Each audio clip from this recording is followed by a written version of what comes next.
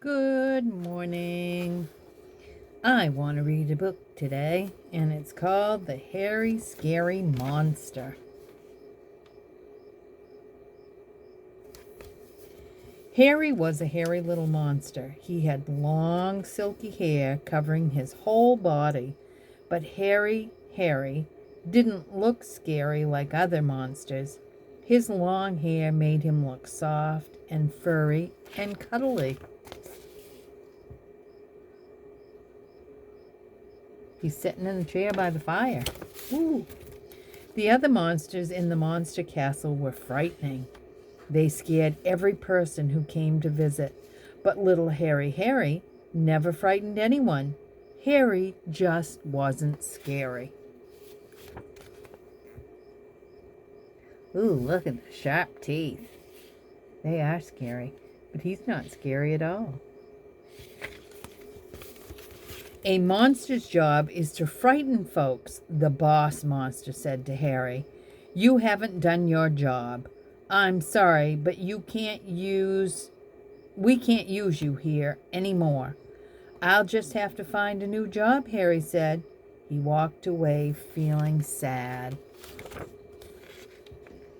Oh, look, he's got a tear in his eye. Look at the little mouse. I wonder what the little mouse thinks.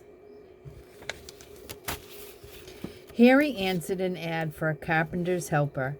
A carpenter needs someone to hammer in nails. But when Harry went to hammer a nail, hair got in his eyes. Instead of the nail, Harry hammered his thumb. Ouch! I bet that hurt.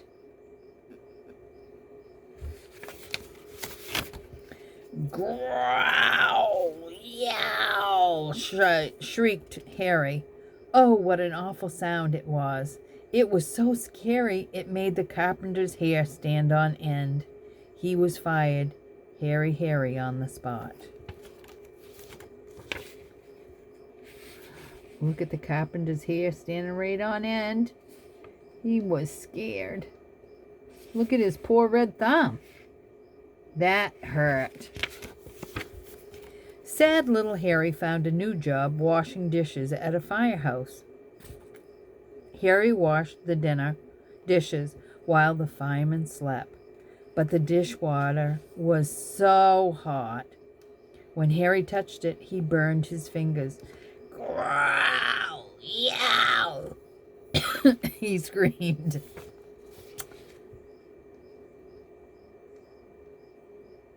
He burned his whole hands. Look, all of his fingers are red.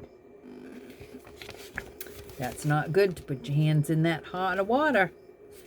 The awful sound echoed through the firemen's sleeping quarters. Their eyes snapped open. Their hair stood on end. The alarm, yelled the chief. The firemen all jumped out of their beds and ran for the fire truck.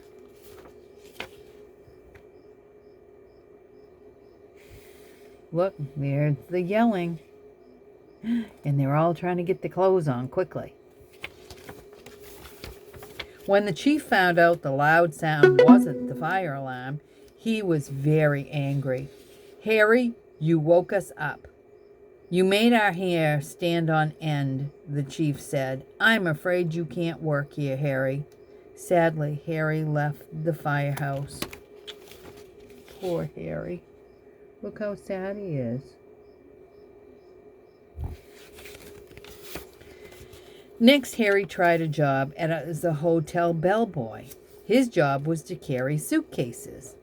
One day, a bald man with a heavy suitcase came into the hotel.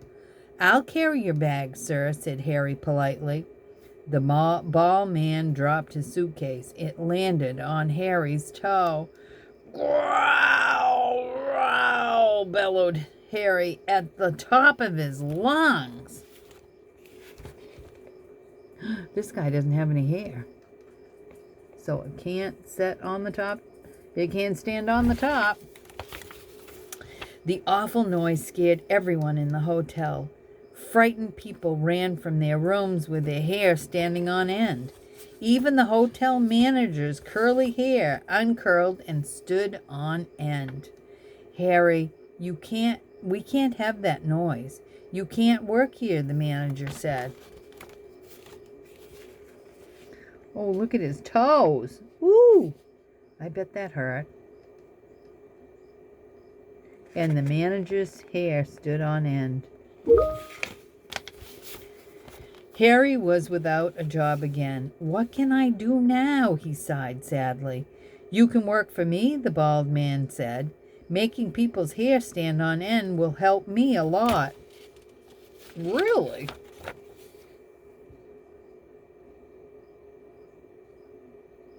Let's see.